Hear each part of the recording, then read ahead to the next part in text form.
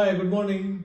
We are jumping back to the PHP program because I was busy creating the C Java.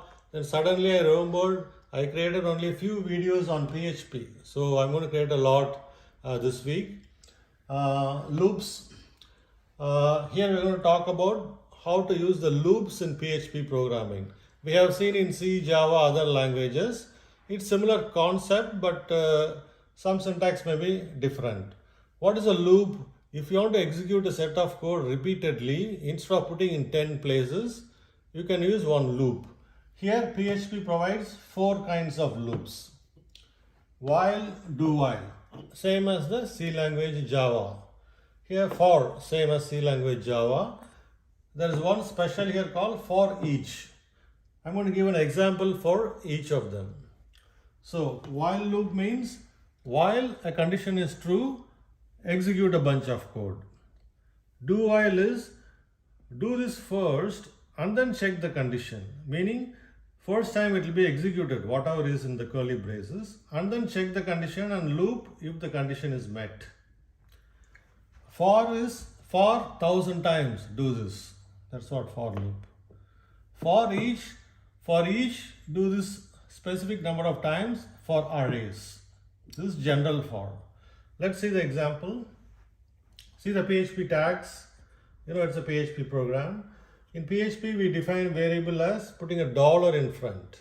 In C, Java, you don't need this. So $nn equal to 105. I'm putting a value here. While the condition nn less than 150, within the braces, the code will be executed.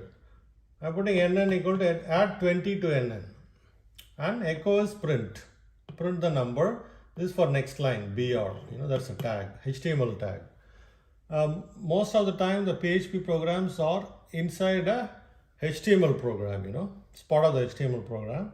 So output will be initially, let's see here, I'm saying add 20 to 105, so 125, it will print 125. Next time it loops, it checks the condition, still 125 less than 150.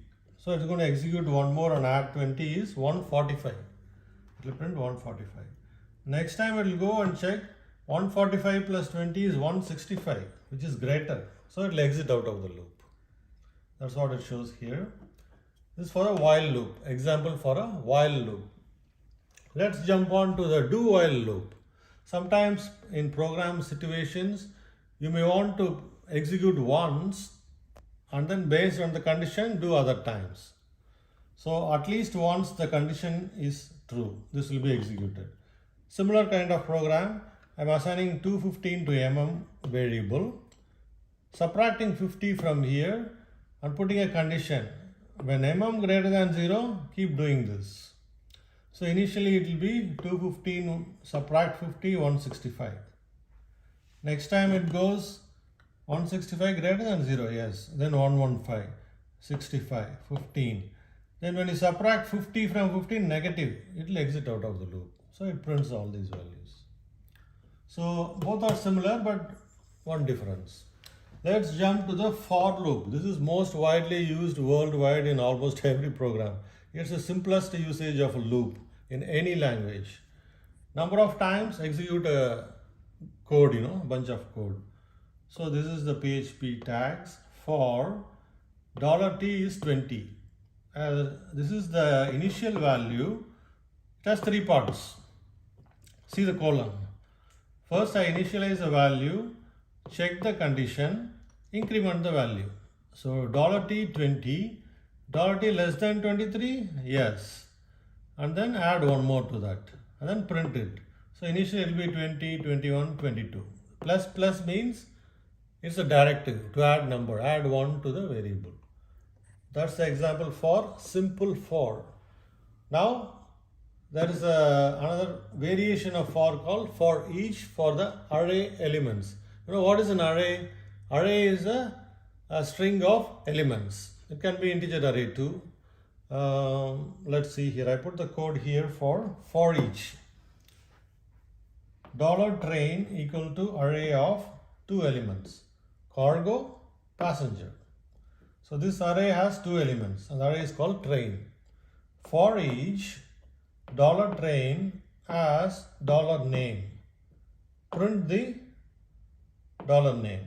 What it says is print the array elements. That's all. So it's going to print cargo and passenger. There are not much conditions here. This is for new line. It just says prints all the values in the arrays.